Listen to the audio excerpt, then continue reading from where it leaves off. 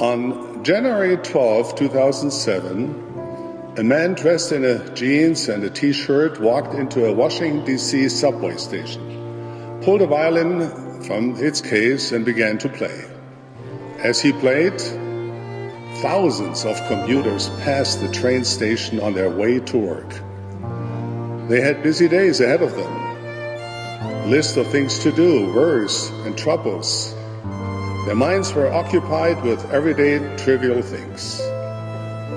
But some, undoubtedly, were wrestling with greater problems, a challenging health diagnosis, relationships that were unraveling, financial loss, or some other pressing anxieties.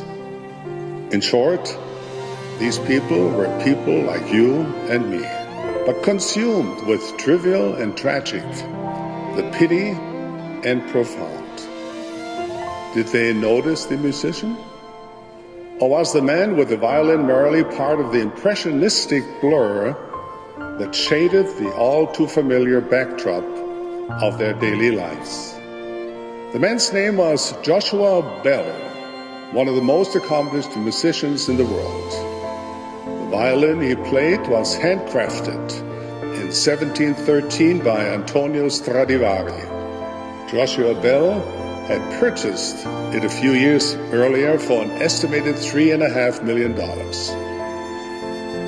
And the music he played was some of the most challenging and beautiful ever composed.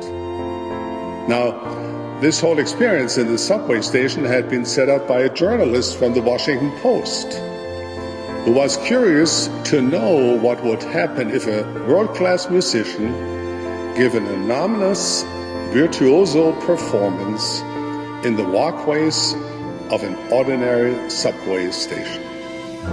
Now here's what happened. Of the nearly 1,100 people who passed by Joshua Bell during his 45-minute performance, only 7 people stopped what they were doing to hang around and take in the performance at least for a minute. The lesson this story teaches is profound.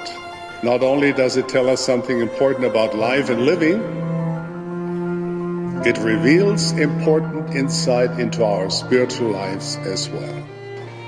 We sometimes get so caught up in the grind of everyday life that we fail to recognize the sublime voice of the Spirit.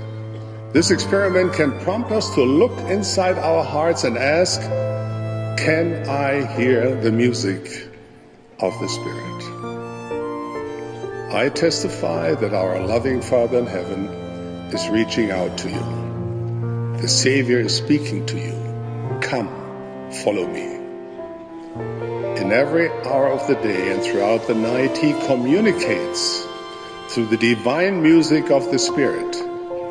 Can you hear it?